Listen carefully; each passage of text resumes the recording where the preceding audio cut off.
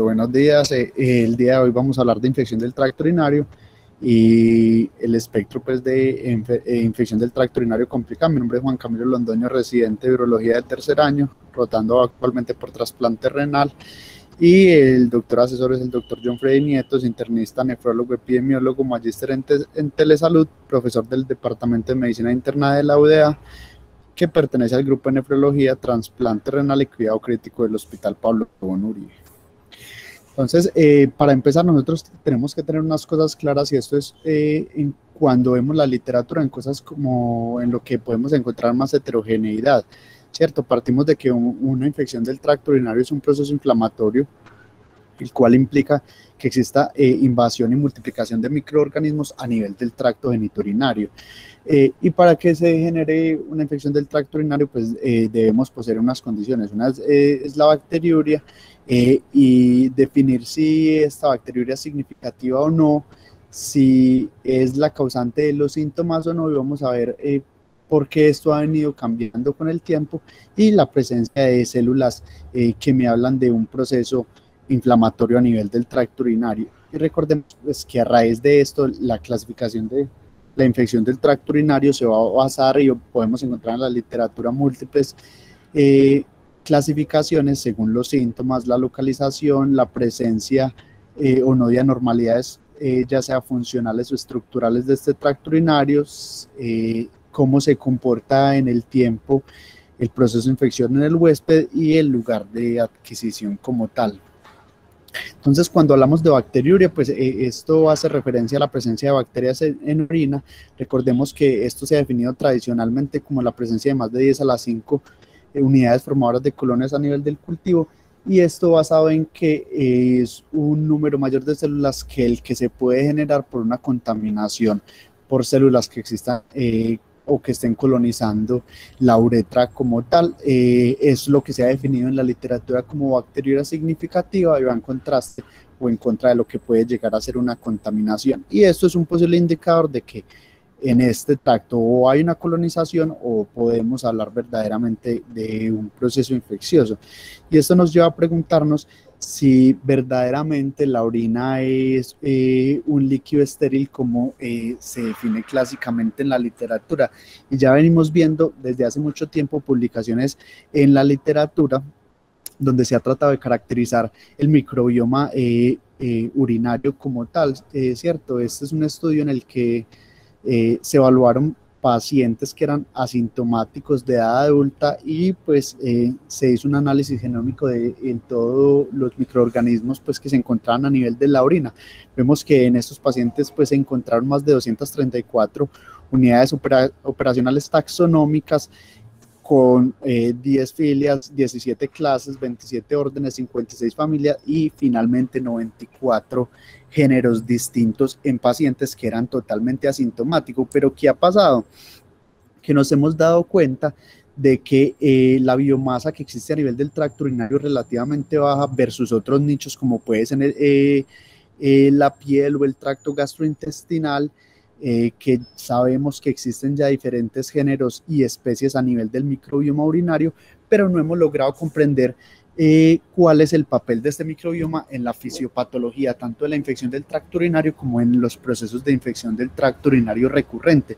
E incluso se ha logrado dilucidar que existen agentes que están allí presentes como el Lactobacillus crispatus, que son factores protectores para la colonización de este tracto urinario. Finalmente, lo que sabemos es que no se han logrado comprender los mecanismos y la biología fundamental de la relación que existe entre el microbioma urinario y el huésped, y lo que esto puede contribuir a que se forme un proceso infeccioso del tracto urinario. Y cuando hablamos de piuria, pues la piuria hace referencia a la presencia de leucocitos a nivel de orina, y es lo que es marcador de que está generándose una respuesta inflamatoria. Generalmente se asocia con proceso infeccioso o puede estar en relación a la presencia de cuerpos extraños, procesos irritativos crónicos o infecciones como microorganismos como el Mycobacterium tuberculosis. Se conoce como piuria pues, o presencia de leucocitos significativa 3 o más por campo de alto poder, o más de 10 cuando hablamos de milímetros cúbicos. Entonces recordemos, cuando ya sabemos que esta condición existe, como les había mencionado ya en la literatura, nosotros podemos encontrar múltiples clasificaciones de la infección del tracto urinario. O primero que todo, basada en los síntomas. Entonces, nos encontramos ante un paciente que tiene una bacteriuria asintomática o es un paciente que tiene una infección sintomática. Recordemos que las bacterias asintomáticas es cuando hay presencia de una o más especies, pero el paciente no manifiesta ninguna sintomatología. Según la localización la podemos clasificar en alta como pielonefritis y baja como cistitis, prostatitis, procesos como la orquiepididimitis. Según el riesgo, y esto es algo que cuando uno trata de revisar el tema y solo se va a las infecciones complicadas del tracto urinario, es lo que más tiene heterogeneidad, porque en el tiempo hemos ido como cambiando el paradigma que rodeaba las infecciones del tracto urinario complicado. Entonces nosotros podemos encontrar, que es el que tiene alteración anatómica, que siempre todos los hombres son infecciones urinarias complicadas, o el que tiene alguna alteración funcional, o el que tiene un germen resistente. Entonces esto hemos tratado de llevarlo a una definición. De pronto la que a mí más me gusta es en la que el paciente tiene factores propios que predisponen a que tenga mayor número de procesos infecciosos, y adicionalmente estos factores predisponen a que exista una falla en el tratamiento convencional, y adicionalmente es el paciente que puede llegar a tener en el tiempo un mayor número de complicaciones asociadas a su proceso infeccioso. Según la temporalidad la podemos clasificar en aguda, crónica. Recordar la diferencia entre reinfección y recaída. Aquí lo podemos diferenciar si es el mismo germen o no es el mismo germen. Y la recurrencia, recordemos que hablamos de infección del tracto urinario recurrente cuando tenemos 3 episodios en un año o tenemos 2 episodios en los últimos 6 meses. Según el agente infeccioso también se puede clasificar en una infección bacteriana, infección por micobacterias, hongos o infecciones virales. Y según la adquisición, si se asocia a alguna atención médica o es adquirida en la comunidad. Y en relación a esto, si se asocia a algún dispositivo o no, pues vemos que lo más común y una tasa muy alta de infección del tracto urinario es la que se asocia a cateterismo durante los procesos hospitalarios, que está en la literatura reportada como hasta el 5% de todas las infecciones nosocomiales. Y esto es algo que la Sociedad Europea de Urología está hablando desde el 2011, y es de tratar de clasificar las infecciones del tracto urinario basado en la localización, la severidad, el riesgo y los factores del huésped. Entonces vemos que ellos lo clasifican como cistitis, pielonefritis, infección del tracto urinario recurrente, infección asociada al catéter, infección en hombres y sepsis de origen genitourinario. Y en las columnas laterales vemos si la infección es complicada o no complicada, y esto es lo que nos va a hablar de un bajo riesgo o de un alto riesgo del paciente. Entonces vemos que nosotros podemos tener infecciones como cistitis, pielonefritis o infección del tracto urinario recurrentes, tanto complicadas como no complicadas. Y esto lo va a definir, como vemos en la columna de la derecha, y ellos lo definen como toda la infección del tracto urinario que no es sencilla, que significa en un sentido más estricto un paciente con mayor probabilidad de un curso complicado, es decir, los hombres, las mujeres embarazadas, pacientes con alteraciones anatómicas o funcionales relevantes del tracto urinario, pacientes usuarios de catéteres urinarios permanentes, enfermedad renal y otra comorbilidad asociada. Las inmunodeficiencias, como por ejemplo, es muy relevante en la infección del tracto urinario la diabetes, porque vamos a ver más adelante que muchas de las infecciones complicadas tienen una mayor prevalencia en los pacientes diabéticos. Y vemos cómo para ellos, partir de que se es hombre o que es portador de sonda o que hay sepsis del tracto urinario, siempre va a ser una infección del tracto urinario complicada. Entonces, eso es lo que ya habíamos mencionado. La literatura clásicamente ha descrito como factores en los cuales yo debo hablar de infección del tracto urinario complicada, y es lo que ya dijimos: hombre, embarazo, diabetes mal controlada, el paciente que tiene un proceso obstructivo del tracto urinario. Sabemos pues que en el hombre adulto lo más común es la hiperplasia prostática, en la edad pediátrica las valvas uretrales posteriores, y a medida que avanza pues la edad, tanto en hombres como mujeres, la malignidad del tracto urinario, y si hay el antecedente de tabaquismo, pues más comúnmente la malignidad a nivel vesical. Cualquier alteración anatómica de la vía urinaria, como es el reflujo vesiculolateral o cualquier otra, la alteración funcional, vejiga neurogénica, vemos que los pacientes que tienen diabetes mal controladas finalmente terminan haciendo también una neuropatía periférica de su vejiga, alterando la función vesical, pues son pacientes que tienen vejigas hiposensibles. Los pacientes que tienen un cuerpo extraño en la vía urinaria, ya sea un catéter doble J, ya sea una sonda permanente, los pacientes que son trasplantados renales, los pacientes que tienen algún grado de inmunosupresión por X o Y motivo, los pacientes con enfermedad renal crónica o los pacientes que tienen como tal gérmenes resistentes. Cuando nosotros hablamos de epidemiología, para que más o menos veamos rápidamente la importancia de esto, y es que se sabe que la infección del tracto urinario no complicada es demasiado común, que en la literatura se reportan múltiples millones de episodios por año. Sabemos que las mujeres jóvenes en edad reproductiva con vida sexual activa, la mayoría va a tener un episodio de infección del tracto urinario durante su vida. Sabemos que, como lo vemos acá, la incidencia de cistitis de mujeres con estas condiciones va a ser de 0.51 personas por año, y que la recurrencia puede ser hasta casi el 50% en mujeres sanas que tienen incluso un tracto urinario normal. Que sabemos que en Estados Unidos por lo menos se reportan mínimo 250.000 episodios de pielonefritis aguda al año. Sabemos que cuando miramos la literatura global pueden llegar a ser hasta casi 26 millones de casos reportados al año de pielonefritis. Vimos que cuando vemos la incidencia por mujeres jóvenes es de 3 por cada 1.000 personas año. Recordar que las mujeres posmenopáusicas aumentan esta incidencia hasta en un 10%, y que los hombres, pues cuando miramos la edad, en los pacientes que son menores de 50 años es un poco menor, porque son pacientes que en teoría no tienen una predisposición anatómica para tener una infección del tracto urinario.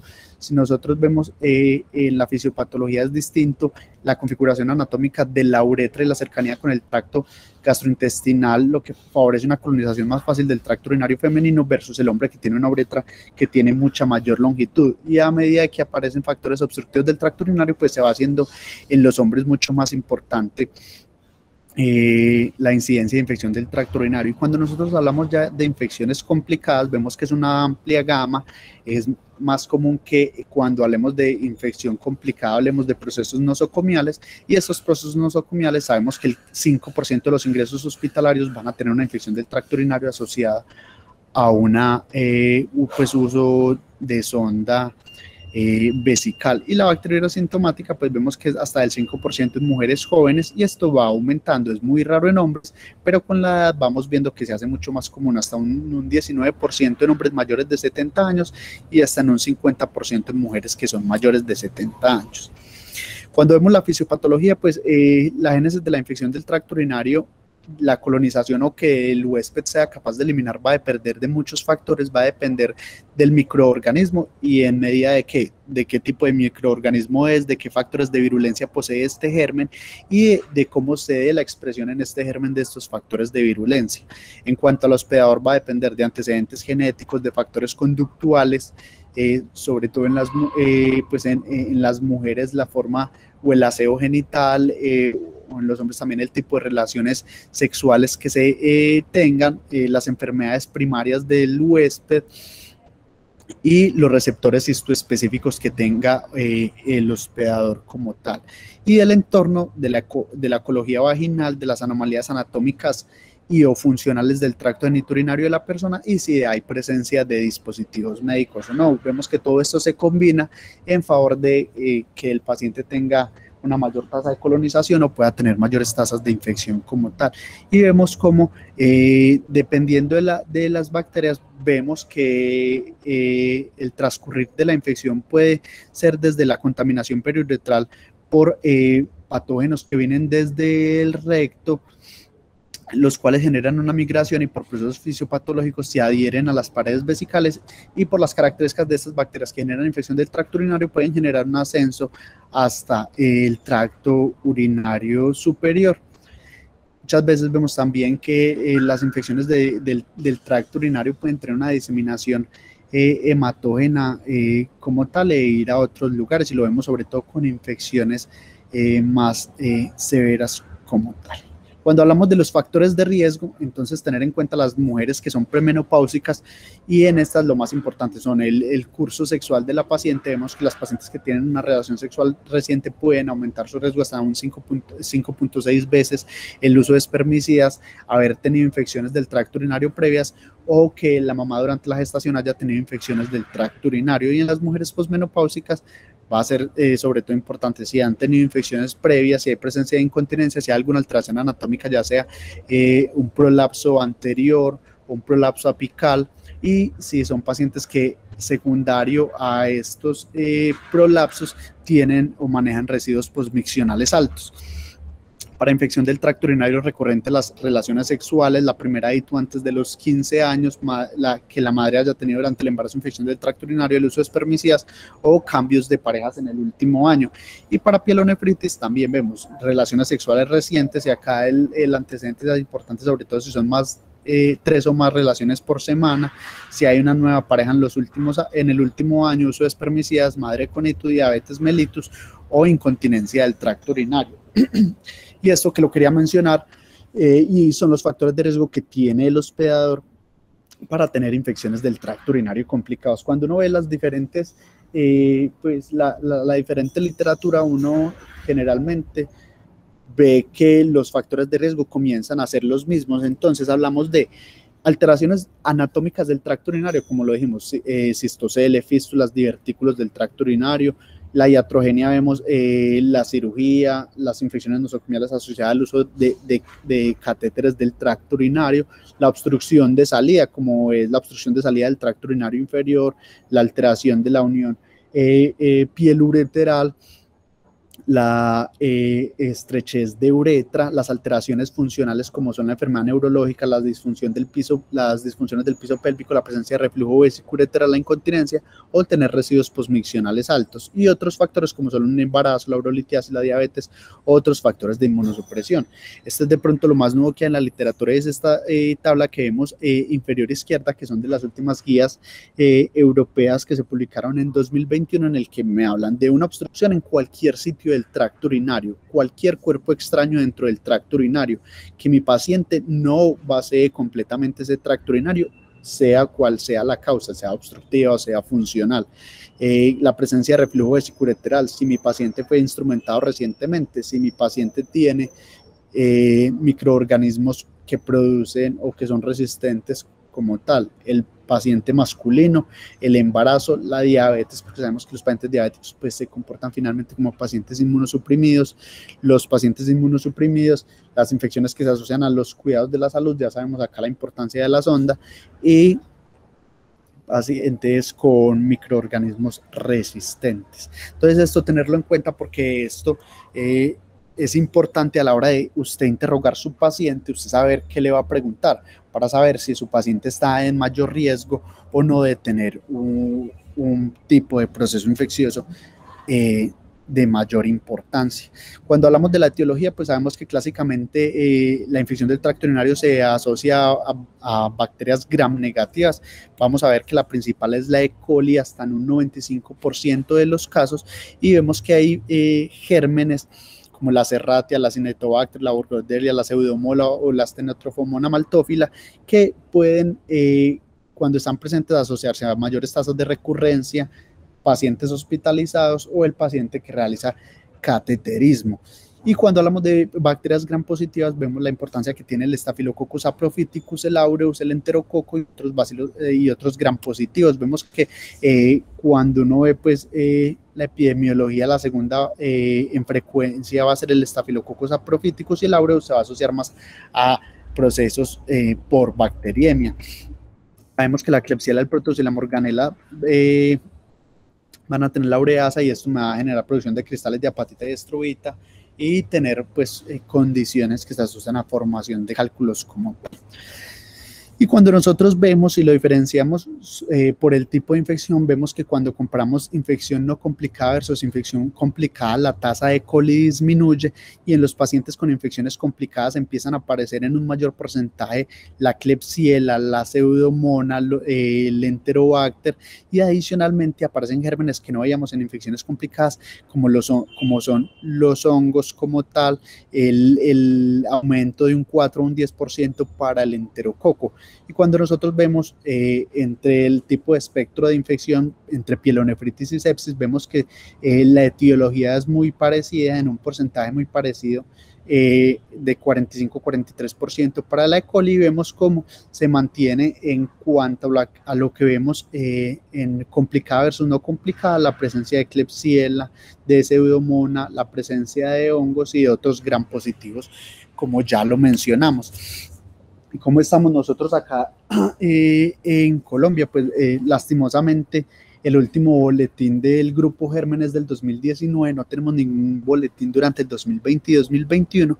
Vemos que, igual que reporta la literatura mundial, el germen más común tanto en UCI como no UCI, urgencias o pacientes ambulatorios, es la E. coli, seguido de la Klebsiella pneumoniae, seguido del Enterococo fecalis, no teniendo nosotros en nuestro medio una importancia del Staphylococcus saprophyticus, como se ve en otros reportes de la literatura. Y cuando nosotros vemos cómo se comportan estos gérmenes, nosotros vemos que la E. coli UCI versus no UCI tiene una producción de que es parecida de un 17 a un 17.4%, cuando vemos la Klebsiella tiene una tasa de producción de beta-lactamasos de espectro extendido del 32 versus 29%, y cuando vemos cómo se comportan en los servicios de urgencias versus servicios ambulatorios, vemos pues que ambulatoriamente la E. coli tiene una resistencia de hasta del 11.5%, la Klebsiella de hasta del 13.6%, y el Proteus tasas de resistencia pues tan altas ambulatoriamente. Y vemos como el Enterococcus fecalis pues en su mayoría va a ser un germen sensible a la ampicilina, y cuando vemos los pacientes que tienen infección del tracto urinario asociada a uso de sondas, vemos que lo más importante es la E. coli y la Klebsiella, pero vemos cómo aumenta radicalmente versus la gráfica anterior el porcentaje de gérmenes que producen beta-lactamasos de espectro extendido, casi en un doble, 30.9% para la E. coli y 28.5% para la Klebsiella pneumoniae. Frente a la presentación clínica, entonces nosotros vamos en un espectro, como ya lo habíamos mencionado, desde el paciente que tiene una infección no sintomática, pues, o una presencia de bacterias que es asintomática, hasta el paciente que tiene una infección del tracto urinario baja, que clásicamente ha sido reconocida como una infección no complicada, pero vemos que nosotros, dependiendo de los factores del huésped, podemos tener una cistitis complicada. Los pacientes con itus alta, ya dentro del espectro de ITU complicada, ITU recurrente, hasta el paciente que puede llegar a una sepsis del tracto genitourinario. Entonces, cuando nosotros lo diferenciamos por ITU baja, como ya lo habíamos dicho, tenemos la cistitis. La cistitis se caracteriza generalmente por síntomas irritativos del tracto urinario inferior, como es la disuria, la urgencia, la poliacuria, el dolor suprapúbico y la hematuria macroscópica. Generalmente son cuadros que inician de forma súbita. Hay que excluir, sobre todo en las mujeres jóvenes, la presencia de leucorrea.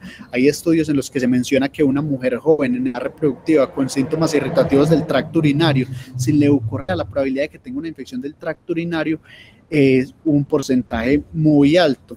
Y recordar que en estos pacientes, pues dependiendo de los factores del huésped, puede ser complicada o no complicada.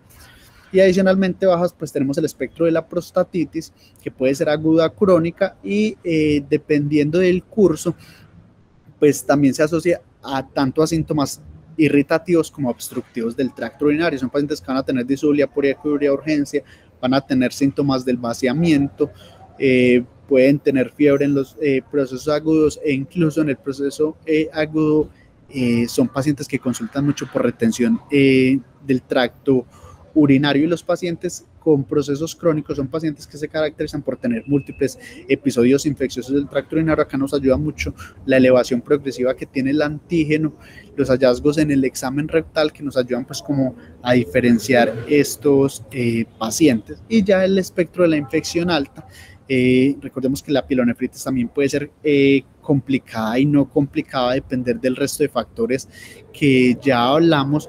Vamos a ver que la pielonefritis se caracteriza por el compromiso del riñón y de la pelvis renal, porque en estos pacientes puede haber fiebre, escalofríos, dolor a nivel de los ángulos costovertebrales, náuseas y vómitos, síntomas de inflamación vesical. Y acá hay algo muy importante a tener en cuenta, y es que no podemos excluir un paciente de una pielonefritis porque no tenga síntomas irritativos del tracto urinario. Hay un 20% de pacientes que nunca hacen síntomas del tracto urinario inferior y pueden tener pielonefritis. En estos pacientes, recordar que puede existir durante el curso de la enfermedad la presencia de infección del tracto urinario bajo hasta en un 70%, y que puede la presencia de cálculos colariformes asociarse a pielonefritis hasta en un 88% de los casos. Recordar que los cursos dentro de la presentación clínica van a tener unas condiciones especiales, que son los pacientes de edad avanzada, pues son pacientes que no hacen síntomas clásicos como los pacientes jóvenes. Estos pacientes pudieran manifestarse solo con anorexia, fatiga, malestar o debilidad. Y los pacientes que tienen algún grado de alteración neurológica, como los pacientes con trauma raquimedular. Estos pacientes pueden tener dolor abdominal difuso, tener espasticidad, fatiga, fiebre, orina turbia y cambios macroscópicos de la orina. Estos pacientes pueden hacer regulación autonómica como manifestación de su proceso infeccioso. Entonces, cuando nosotros enfocamos el paciente basados en la anamnesis, el examen físico, los hallazgos en el laboratorio y las imágenes, pues debemos definir de entrada unos parámetros clásicos. Es mi paciente está inestable y necesita reanimación como parte de una presentación como tal de un proceso séptico. ¿Son los síntomas por una infección del tracto urinario o hay otro diagnóstico a descartar? Y acá vamos a mencionar posteriormente los diagnósticos diferenciales. Mi paciente tiene una infección complicada o no complicada. Esto me va a trazar el tiempo de antibióticos que yo debo dar, y si debo hacer exámenes para descartar alguna complicación, mi infección es alta o baja, qué antibiótico debo usar y si mi paciente debe quedarse hospitalizado o no.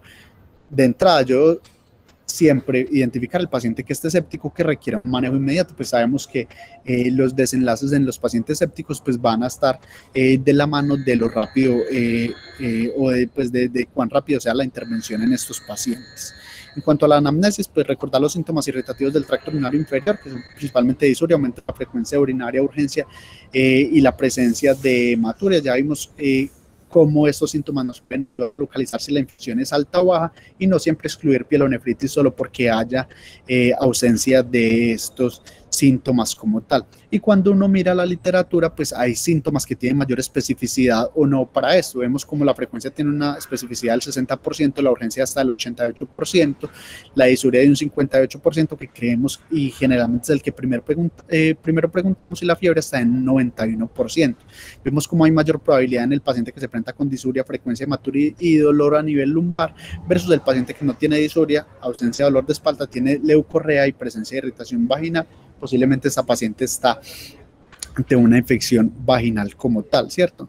Y recordar, como ya lo mencionamos, la presentación atípica en pacientes de edad avanzada y en los pacientes que tienen lesión de médula espinal. Entonces, esto es algo que nos confirma lo mismo, pues cuál es el LR de los diferentes síntomas. Vemos que es de 1.5 para disuria, 1.8 para frecuencia, 2 para hematuria. Vemos cómo puede ser de 4 para los pacientes o las pacientes que tienen infecciones del tracto urinario a repetición, que ya saben cómo es la presentación de los síntomas y ellos saben decir, doctor, esta es la misma presentación de los síntomas, o así es que siempre me da infección del tracto urinario. Vemos que cuando hay más de un síntoma hay mayor probabilidad, hasta en un 50%, de tener infección del tracto urinario, y cuando nosotros tenemos disuria, frecuencia y ausencia de leucorrea, la probabilidad es hasta del 90%.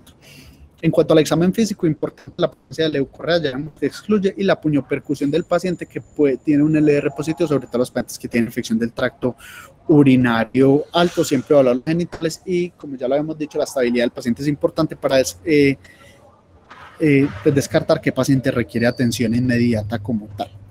Dentro del enfoque en todos estos pacientes, pues hacer hemoleucogramas, reactantes, función renal, uroanálisis, urocultivo y hemocultivo. Vamos a ver qué pacientes se benefician más de esto.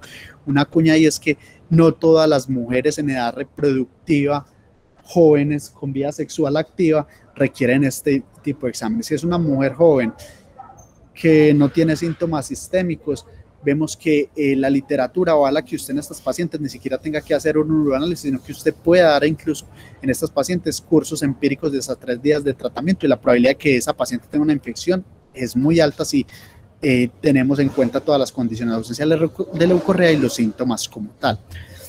Entonces, como tal, el uroanálisis es una prueba inicial ante un diagnóstico presuntivo, no es necesario en todos los casos, como ya lo vimos en la mujer que tiene una alta probabilidad pretest de tener una infección del tracto urinario.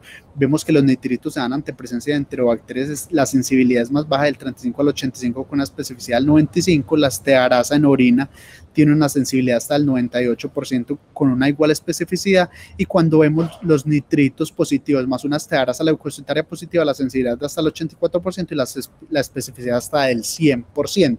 Pero lo más importante es que cuando vemos ese sedimento urinario con puria, hematuria y cilindros leucocitarios, la probabilidad de que esa paciente tenga una infección del tracto urinario es muy alta. Y tener en cuenta los falsos positivos que pueden tener el uroanálisis, los falsos negativos, y es según el cuidado que se le haya dado a la muestra, ¿cierto? Si hay exposición al aire de la muestra, si hay presencia de contaminación o algunos alimentos que pueden teñir la orina, y los falsos negativos por microorganismos sin reductasa, porque la orina estuvo poco tiempo en vejiga o por algún medicamento que tomó la paciente, la estearasa por antibióticos, glucosuria, proteinuria o alta densidad o bajos conteos bacterianos. Y recordar, esto es muy importante, es la piuria estéril. Si mi paciente se expuso a antibiótico, si ha ido en las últimas 2 semanas, si hay infección ginecobstétrica, la presencia de apendicitis, la tuberculosis, esa es la causa que más clásicamente nos describen como piuria estéril, y otras condiciones como cistoscopias, urolitiasis, radioterapia, trombosis renal o NTI incluso. Y en cuanto al urocultivo, el urocultivo pues generalmente será el gol estándar que confirme la infección del tracto urinario. Recordar que siempre es importante hacerlo en hombres, embarazadas, si mi diagnóstico no es claro, si sospecho pielonefritis, si sospecho que mi paciente o que hay un germen inusual porque mi paciente tiene factores de riesgo para tener resistencia, o si mi paciente tiene una nueva infección dentro de las últimas 4 semanas. Recuerden que en la cistitis no complicada pudiera yo no hacer siempre el urocultivo por la alta probabilidad pretest que pueden llegar a tener estas pacientes.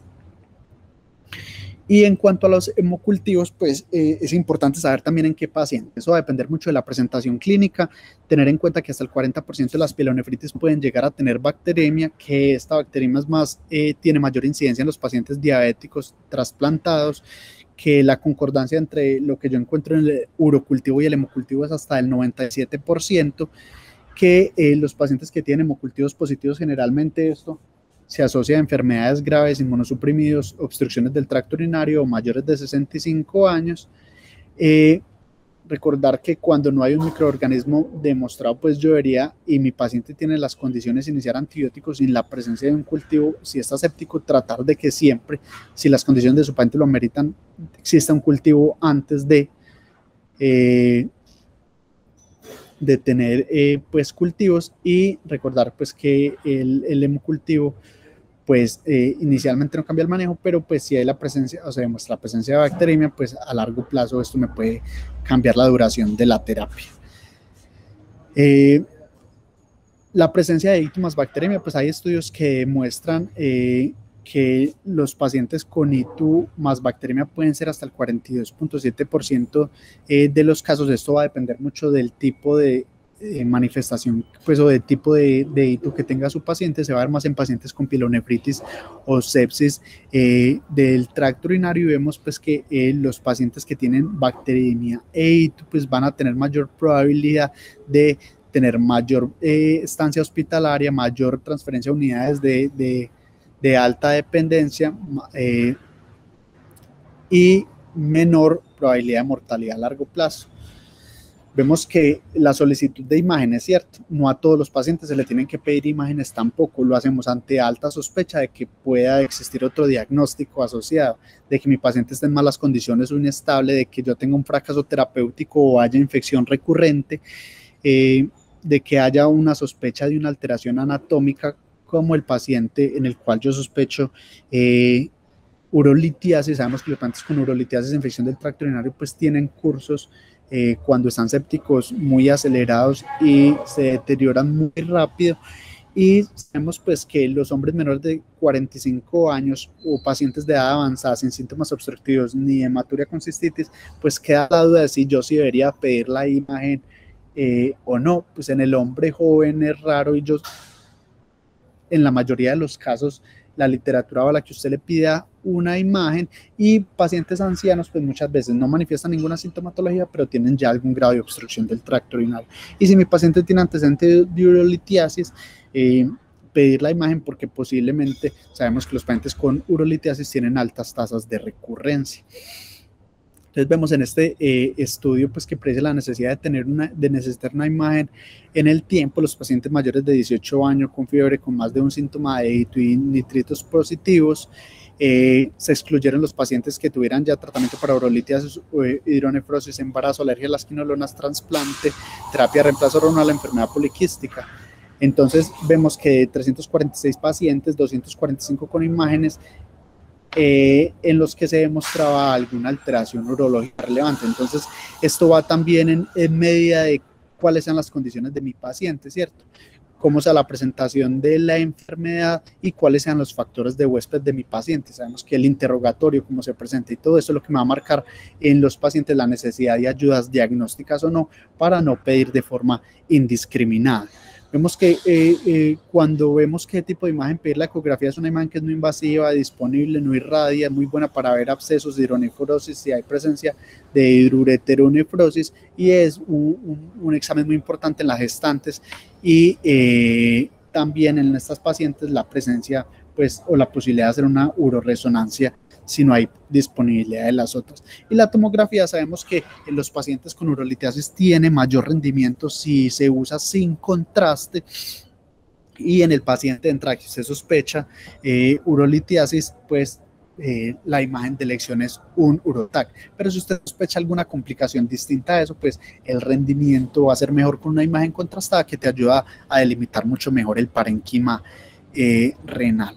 Es un algoritmo pues que va en relación a lo que ya hemos venido hablando, y es en las mujeres que se presentan con una infección del tracto urinario, evalúe factores de riesgo no para infección complicada, sino evalúe cómo es la presentación de su enfermedad. Sabemos que entre más síntomas tenga, mayor probabilidad de infección del tracto urinario es, y vemos como en los cuadros de la derecha, pues la probabilidad entre más síntomas del tracto urinario tenga su paciente, usted logre excluir la descarga vaginal, vemos como la probabilidad es mucho mayor de infección del tracto urinario, hasta en 90 a 80, entre un 80 y 90%, si usted combina el número de síntomas más la exclusión de descarga vaginal. Y vemos como dentro de toda esta sintomatología hay múltiples diagnósticos diferenciales, como lo son el embarazo ectópico, la patología de vía biliar, apendicitis, la diverticulitis, la urolitiasis. Vemos que cuando el cálculo ya está próximo a salir, genera muchos síntomas irritativos, y esto se puede confundir con infección del tracto urinario, los infartos renales, las trombosis, las neumonías, las aneurismas de aorta abdominal, la torsión ovárico-testicular, la epididimitis orquitis, pues que finalmente hace parte del espectro de la infección del tracto urinario, las infecciones de transmisión sexual, y vemos como la vaginosis o los abscesos tubáricos pueden generar síntomas similares a los que genera una infección del tracto urinario. Y cuando ya hablamos del tratamiento, entonces partamos en el mismo orden que lo hicimos, la bacteriuria asintomática.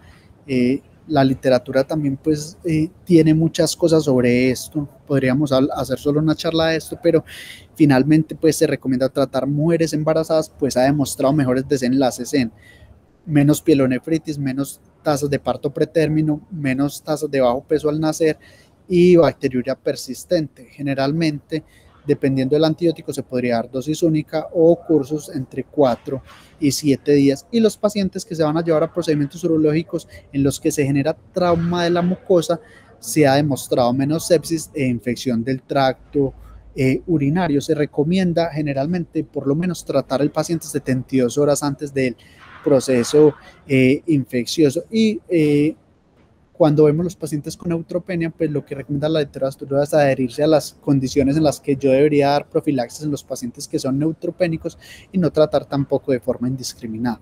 Como les digo, uno puede encontrar mucha más literatura frente a esto que avale o no tratar estos pacientes, y es algo pues que tendrá discusión y hilo para cortar siempre que hablemos de eso. Y en cuanto al tratamiento, pues entonces siempre dar tratamiento de soporte, reanimar si es necesario, ver qué síntomas tiene su paciente. El antibiótico lo va a marcar cuál es el tipo de infección del tracto urinario, cuáles son los factores de riesgo de su huésped, si su paciente queda hospitalizado o va de alta, y si hay un adecuado control o no del foco, definir si hay necesidad de una imagen o si hay necesidad de un procedimiento quirúrgico por los hallazgos que usted pueda tener en la imagen. Entonces, ¿qué paciente hospitalizar? Los pacientes con enfermedad grave, en los cuales se muestre procesos obstructivos o disfunción renal asociada, los pacientes sépticos, los pacientes con comorbilidades asociadas importantes, la mujer embarazada, los pacientes que tengan fiebre alta, deshidratación y una elevación importante de reactantes de fase aguda, los pacientes que no toleren la vía oral, y los pacientes que su condición socioeconómica no le permita tener un buen acceso al sistema de salud y sea mejor dejarlo hospitalizado para evitar malos desenlaces a largo tiempo. Y vemos que la terapia antibiótica la definimos según el tipo de infección, según el género, según la inmunosupresión que tenga el paciente o no, si hay anormalidades anatómicas urológicas demostradas, cuál es la gravedad de su infección, cuál es el riesgo de un germen resistente, cuál es el patrón de resistencia local y cómo es el manejo en su institución. Vemos que todas las instituciones manejan protocolos iniciales distintos. Entonces, cuando nosotros hablamos de infección del tracto urinario bajo tipo cistitis no complicada, tenemos múltiples opciones. Una opción muy buena es la nitrofurantoína, 100 miligramos cada 12 por 5 días. Podríamos dar trimestoprim, y esto partiendo de que la resistencia local no sea mayor del 20%. La fosfomicina es muy buena opción, 3 gramos dosis única, solo que son antibióticos que si usamos de forma indiscriminada, pues vamos a ir perdiendo su efecto. Se puede usar, ¿cierto? Y cuando hablamos de infección complicada, idealmente debería darse 7 días, y recordar que en estos pacientes no se debe hacer seguimiento con urocultivos de control. La literatura hoy en día avala que un paciente con cistitis no complicada se trata entre 3 y 5 días. Esto también va a depender de los factores de su huésped. ¿Qué nos dicen las últimas guías? Entonces vemos cómo en las mujeres ellos dan como primera línea la fosfomicina, 3 gramos dosis única, y posteriormente tienen la nitrofurantoína. Nosotros vemos que ellos dentro de las últimas guías y por una recomendación, los europeos ya no recomiendan en ningún caso la ciprofloxacina como tratamiento de infecciones no complicadas, y vemos como en los hombres se recomienda el trimestoprim sulfa como primera línea de tratamiento en cistitis no complicada. Sobre todo saber si la tasa de resistencia de su E. coli para este tipo de medicamentos es menor del 20%. Y cuando hablamos de pielonefritis, acá también es importante saber si es complicada o no complicada, pues esto me va a marcar el tiempo de duración de la terapia. Hay literatura que hoy en día avala tratar las pielonefritis 5 días, clásicamente conocemos entre 7, 10 y 14 días aproximadamente. Los pacientes con pielonefritis complicada se deberían tratar por 2 semanas, entonces siempre cultivo para guiar el tratamiento. Las quinolonas, si la resistencia es menor al 10%, si la resistencia es mayor del 10% en su medio, siempre dar una dosis única de antibiótico intravenoso antes de iniciar el curso antibiótico, ya sea con ceftriaxona o aminoglucósido intravenoso. El trimestoprim sulfa se podría dar por 14 días si se garantiza una dosis única previa de antibiótico intravenoso. Y si usted va a hospitalizar a su paciente, acá se recomienda pues dar una quinolona, un beta-lactámico, un aminoglucósido. Acá también va a depender mucho del manejo que dé su institución para este tipo de infecciones. Entonces vemos que no complicada podría ser entre 5 y 7 días. Los hombres, por el contexto de considerarse complicada, debería darse en 14 días, y vemos que el resto de complicadas, dependiendo del paciente, podría ser entre 10 y 14 días. Y si usted tiene una alteración estructural, pues idealmente el curso debería ser lo más largo posible en estos pacientes. Vemos entonces aquí como ya en las pielonefritis, como las últimas guías europeas sí ya recomiendan las quinolonas, sobre todo si la tasa de resistencia es menor del 10% como tal. Y recordar, pues en los pacientes que tengan factores de riesgo o que la condición de entrada del paciente sea enfermedad grave, pues tener en cuenta, dependiendo de su protocolo también, pues los medicamentos contra gérmenes resistentes como los carbapenémicos. Sabemos pues que nuestra institución pues va acá en el Palotón, por ejemplo, la primera línea de infección en urgencias es piperacilina tazobactam. Y la prostatitis, recordar pues, y esto es algo que dar cursos hasta 4 a 6 semanas, y si se documenta recaída de la prostatitis, pues estos pacientes deberían recibir cursos hasta de 12 semanas, es lo que recomienda la literatura. Y cuando hablamos de complicaciones asociadas, tenemos la nefritis bacteriana aguda. La nefritis bacteriana aguda se define como unas áreas locales de supuración en la superficie del riñón. Eso es una entidad rara, y lo que reconoce la literatura es que esto es una transición entre el paso hacia la formación de abscesos como tal. Es en el proceso en el cual se puede dar una diseminación hematógena de las bacterias a la corteza renal, y se reconoce como una segunda fase de las pielonefritis bacterianas agudas y una fase temprana de la formación de abscesos. En estos pacientes, a un infiltrado leucocito, sea una extrusión del glomérulo y de los túbulos, puede ser focal de un solo lóbulo o multifocal. Y ya cuando hablamos de abscesos renales, entonces reconocemos los abscesos como una colección de material purulento que se confina al riñón. Esto es importante diferenciarlo de pararrenal. Tiene una tasa de incidencia de más o menos de 1 a 10 por cada 100.000 personas. 2/3 de esos abscesos van a ser por bacilos gram negativos y se van a asociar en muchos casos a litiasis y a pacientes con enfermedad renal crónica. Vemos que los pacientes que tienen abscesos por diseminación hematógena son pacientes que tienden a tener más gram positivos. Muy importante usted sospechar abscesos renales cuando su paciente no tiene una adecuada respuesta al tratamiento. Las manifestaciones clínicas de estos pacientes generalmente van a tener fiebre, escalofríos, dolor abdominal, van a tener muchos más síntomas sistémicos, y adicionalmente pueden tener síntomas del tracto urinario inferior, lesiones en piel, muy importante si se asocia a pacientes que tengan abuso de drogas intravenosas. Y como factores de riesgo importante vamos a obtener la obstrucción del tracto urinario, la inmunosupresión, las embarazadas y la alteración funcional de la vejiga, ya sea por vejiga neurogénica o por diabetes mellitus. Y en los laboratorios son pacientes en los cuales va a tener leucocitos de elevación de reactantes, generalmente tienden a tener hemocultivos positivos, y tener en cuenta que el urocultivo se va a correlacionar con el aislamiento del absceso solamente en un 15% de los casos.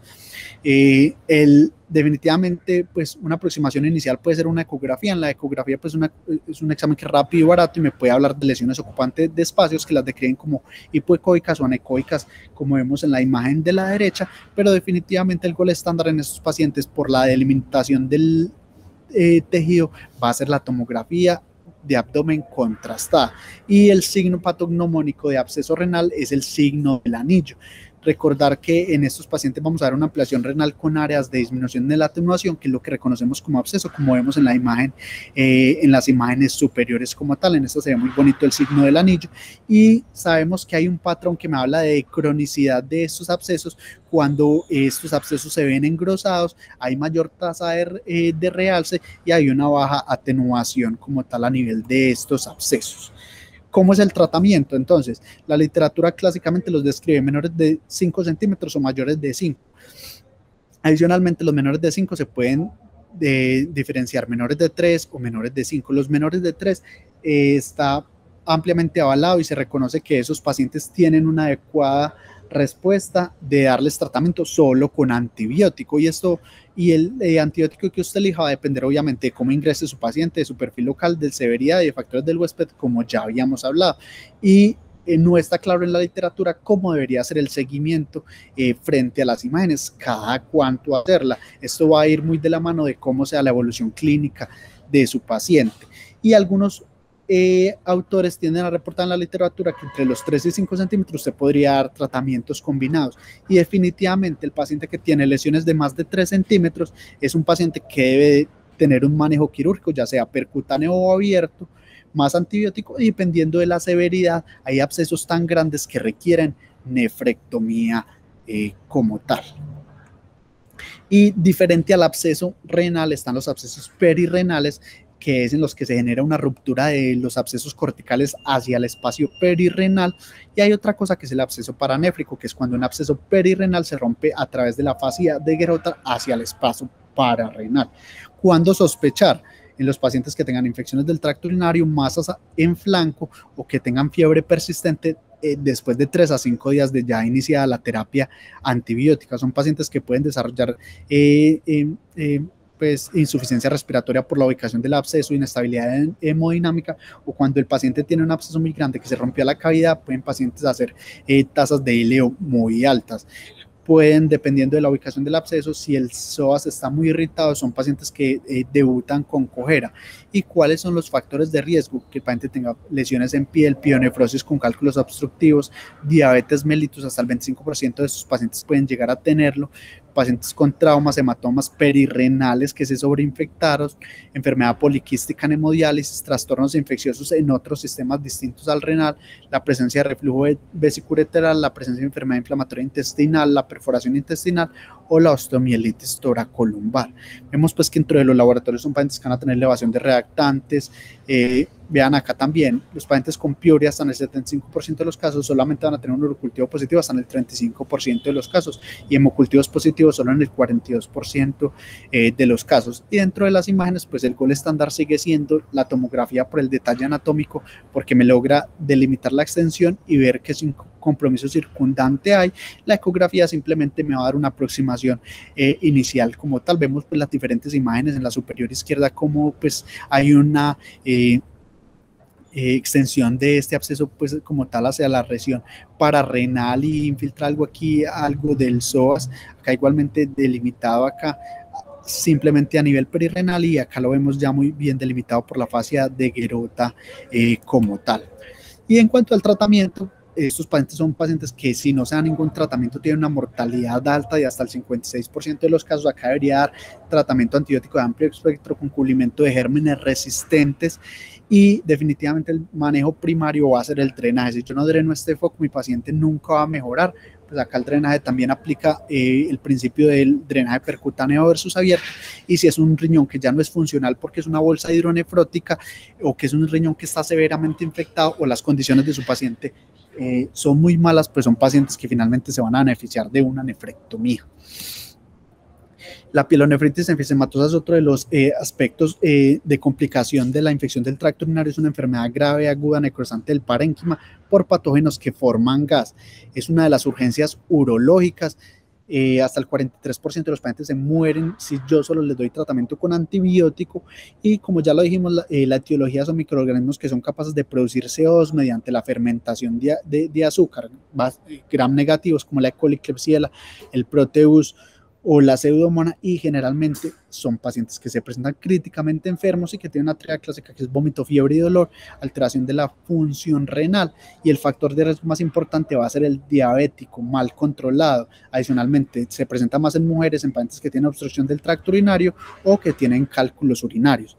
La clasificación clásica es la clasificación de Wuhan, tipo 1 solo a nivel del sistema colector, tipo 2 a nivel de la corteza, tipo 3 se divide en A y en B, perirrenal la A, espacio pararrenal la B, y tipo 4 es porque está en ambos riñones o porque el paciente es monorreno y tiene cualquier extensión. Está descrito clásicamente en la literatura los factores de mal pronóstico: trombocitopenia, choque, alteración del estado de conciencia, hemodiálisis e hiponatremia. Vemos como si se combinan estos factores de riesgo hay mayor probabilidad de mortalidad. Vemos acá como la hipoalbuminemia, el shock, la bacteremia o la necesidad de hemodiálisis tienen P's estadísticamente significativas, al igual que la alteración del estado de conciencia. Y cuando nosotros nos basamos en factores de riesgo, la aproximación de tratamiento es: paciente con pielonefritis enfisematosa, clase 1 y clase 2, reanime su paciente, inicie antibióticos y drene su paciente, ya sea con una nefrostomía o con un catéter doble J, dependiendo de la ubicación. Los pacientes con clase 3A y clase B, es importante que nosotros tracemos nuestros factores de riesgo. Bajo riesgo es solo 0 o un factor, alto riesgo es 2 o más, ¿cierto? Y dependiendo de esto, si es de bajo riesgo, drénelo y déle un manejo médico, y si es de alto riesgo, ese paciente debe ir a una unidad de alta dependencia y se debe pensar en la probabilidad de nefrectomía. Y finalmente, el paciente clase 4, si es solo bilateral, hágale un drenaje, doble J o nefrostomía, y si ese paciente falla, finalmente terminará en nefrectomía. y en estos pacientes yo debo asegurar un tratamiento antibiótico por lo menos por 4 semanas. Y cuando su paciente definitivamente, independiente del grado, es un paciente que se presenta críticamente enfermo, lo único que lo alivia es la nefrectomía. La pielonefrosis se reconoce como la formación de pus dentro de las cavidades renales por un proceso hidronefrótico secundario a un proceso obstructivo. Son pacientes que puede que también se presenten generalmente severamente enfermos y son pacientes que generalmente tienen antecedente de enfermedad litiásica o cirugía urológica. Y como factores de riesgo vemos pues lo mismo: inmunosupresión, diabetes, VIH, obstrucción o alteración funcional. Y el tratamiento finalmente será controlar la infección y desobstruir el tracto urinario como tal. Y la pielonefritis crónica es la que se presenta como una lesión que se da por procesos recurrentes o persistentes, en la cual se da una cicatrización anormal que lleva a la destrucción del parénquima renal. Puede estar presente y se ve mucho en la edad pediátrica, se puede clasificar como focal, segmentaria o difusa, unilateral o bilateral, se presenta más en niños y son pacientes que tienen síntomas muy vagos. Mala correlación clínico-patológica. En estos pacientes lo más importante es prevenir la infección recurrente, monitorear y preservar la función renal, identificar y corregir la causa. Generalmente hay una causa anatómica de base y el paciente que ya tiene un riñón atrófico y se sigue infectando, definitivamente lo mejor es la nefrectomía. Y vemos como los factores de riesgo es algo del huésped que ya venimos hablando: alteración anatómica, infección recurrente, abuso de analgésicos y nefrolitiasis o obstrucción de la vía urinaria. Ya para terminar, la pielonefritis antugranulomatosa, que es una inflamación crónica en relación a la pielonefritis crónica del parénquima renal, por generalmente procesos obstructivos que dan una reacción granulomatosa y de destrucción del parénquima renal. Generalmente lo que se ve es una acumulación de macrófagos espumosos cargados de lípidos que se denominan Xanthoma cells. Generalmente su apariencia puede confundir en muchas ocasiones con tumores y vemos como factores de riesgo tenemos la oclusión venosa, pues, o la isquemia, el metabolismo lipídico anormal, los diabéticos, la obstrucción linfática, la competencia inmunológica alterada y la isquemia renal. La clínica sin específica generalmente son pacientes que o se presentan con infecciones graves o es un hallazgo incidental en las imágenes. Vemos cómo se debe sospechar hipertrofia renal unilateral, riñón con pobre funcionamiento. Y vemos cómo en las imágenes es el examen de elección como tal, la tomografía. Hay una triada clásica que es una masa reniforme unilateral con función renal alterada, con gran cálculo en la pelvis del riñón, como vemos en esta imagen de la izquierda, y vemos cómo se describe clásicamente en la literatura la pata de oso, ¿cierto? Vemos como la huellita de oso, vemos cómo se asocia clásicamente a litiasis y vemos cómo hay una destrucción de ese parénquima renal en piezas anatomopatológicas. Son pacientes que pueden tener compromiso de estructuras adyacentes por este proceso destructivo inflamatorio. Sus pacientes todos, pues el tratamiento de elección es la cirugía, se debe dar antibiótico. Muchas veces uno no es capaz de resecar todo este parénquima prodestruido, entonces toca hacer nefrectomías subcapsulares y queda tejido. Nunca se hace drenaje percutáneo como tal, porque como ya no hay parénquima, esto lo que me genera es una fístula que nunca cierra. Entonces por eso el tratamiento de elección es la cirugía y cursos de antibiótico prolongados según los hallazgos. Manera de conclusiones, pues la infección del tracto urinario es frecuente en la práctica clínica nuestra. Siempre recuerde, clasifíquela muy bien. Los síntomas aislados tienen un probable valor predictivo. Combine signos y síntomas, defina las mejores ayudas diagnósticas para su paciente, haga un uso racional de laboratorios e imágenes, identifique pacientes que requieran reanimación y defina la terapia antibiótica según su perfil de sensibilidad local, y la duración de tratamiento va a ser según la presentación de la enfermedad y los desenlaces que tenga su paciente.